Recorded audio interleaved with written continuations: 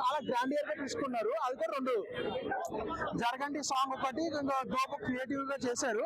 So దానికి ఎక్కువ budget పెట్టారేమో అనుకో. ఆ 2 సాంగ్ ఇంకో సాంగ్ మచ్చా మచ్చా సాంగ్ అయితే అసలు నాకు అనిపించలేదు. అన్ని మైనస్ నేనైతే ఓపెన్ చెప్తున్నా మైనస్.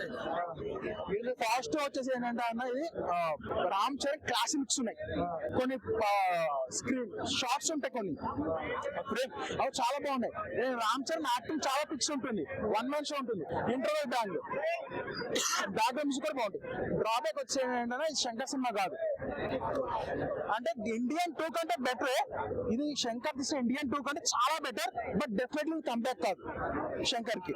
సో అంటే రామ్ చరణ్ నుంచి ఒక 6 years సోలో ఫిల్మ్ వస్తుంది. యాజ్ ఏ రామ్ చరణ్ ని చాలా హ్యాపీగా ఫీల్ అయ్యాను. ప్లస్ పొలిటికల్ డ్రామా అనుకున్నా. సో అంత ఎక్స్పెక్టేషన్స్ పట్ల వచ్చి నన్ను డిసప్పాయింట్ చేస్తుంది. మీరు కూడా ఎక్స్పెక్టేషన్స్ పెట్టుకుంటే కనుక మిమ్మల్ని డిసప్పాయింట్ చేస్తుంది. ఎక్స్పెక్టేషన్స్ తగ్గించుకోరండి, అది కూడా జస్ట్ ఫ్లాట్ గా వెళ్ళిపోతూ ఉంటుంది మూవీ అంతే. అంటే సీక్వెన్స్ ఎలా అనిపించింది? ఆ హెలికాప్టర్ సీన్స్ గానీ ఆకట్టుకోలేవా జనాల్ని సీన్స్? అంటే అన్న ఒకసారి 2 సార్లు ఒక హై ఇచ్చే సీన్ బాగుంటాయన్న. ఊరికి హెలికాప్టర్ వేసుకొస్తే అన్నట్టు అంటే కొద్దిగా నాకు 1-2 షార్ట్స్ హెలికాప్టర్ దిగే షార్ట్స్ చాలా బాగున్నాయి. బట్ కారు వాడతా మరి హెలికాప్టర్ వాడతా అన్నట్టుంది అన్న. హెలికాప్టర్ షార్ట్స్ అయితే మాత్రం కొద్దిగా అతిగా ఉన్నాయి.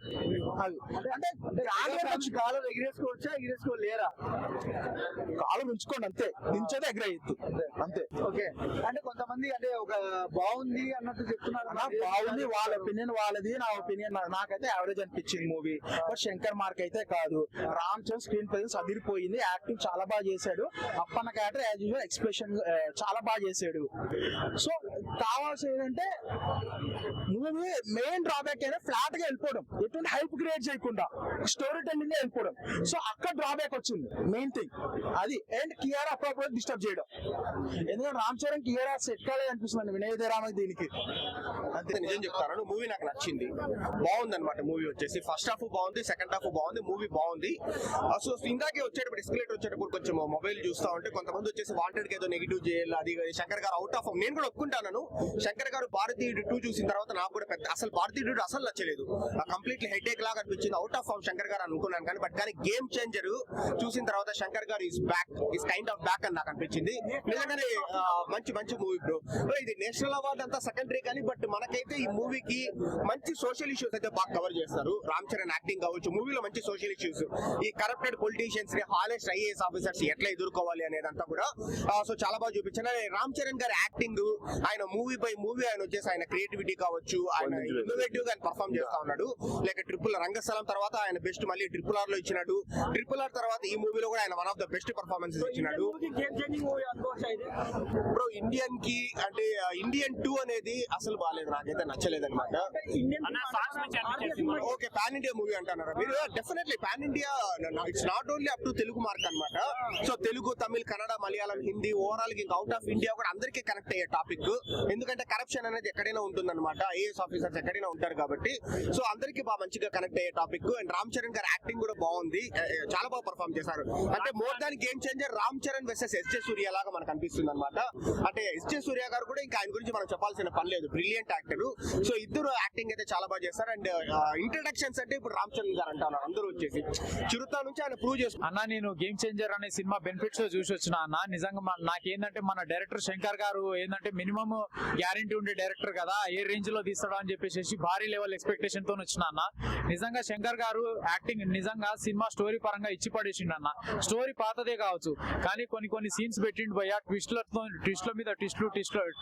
మీద ట్విస్ట్లతోని నిజంగా చాలా ఏంటంటే షాకి గురైపోయినాం. ఇంటర్వెల్ బ్యాంక్ సీన్ ఉంది భయ్యా, అసలు ఎవరు మేము అసలు ఊహించలే, వామో ఈ రేంజ్ లో తీసిండా అని చెప్పేసి నిజంగా ప్రతి ఒక్క ఆడియన్స్ ఏంటంటే ఇంత ఈ రేంజ్ లో తీసిండా అని చెప్పి ప్రతి ఒక్కరు షాకి గురైతారే తప్పితే ఆ రేంజ్ లో పెట్టిన ఇంటర్వెల్ బ్యాంక్ సీన్.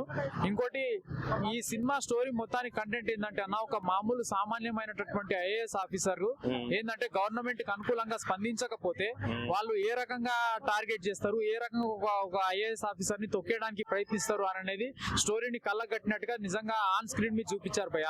నేటి తరము ఏంటంటే రాజకీయాలలో ఏంటంటే ఏ ఉద్యోగస్తుడైనా సరే ఎవరైనా సరే గవర్నమెంట్ అధికారుల కింద కిందనే ఉండాలి, రూలింగ్ పార్టీ కిందనే ఉండాలి, వాళ్ళకి సహకరించాలి అనే కాన్సెప్ట్ అనే కాన్సెప్ట్ నెపంతో తీసుకొచ్చారు. కానీ అది రూలింగ్ పార్టీ కాదు, ఏదైనా సరే న్యాయపరంగా వెళ్ళాలి అనే కాన్సెప్ట్ తోని హీరోని ఒక సరైన రోలింగ్ ప్రకారంగా ఒక సీరియల్ వైజ్ గా ముందుకు తీసుకుంటూ వచ్చారన్న. ఇంకా బ్యాక్గ్రౌండ్ స్కోర్ విషయానికి వస్తే అన్న, తమన్ గారు బ్యాక్గ్రౌండ్ స్కోర్ మ్యూజిక్ మాత్రం చాలా హైలైట్ కొట్టారని చెప్పేసి చెప్పుకోవచ్చు.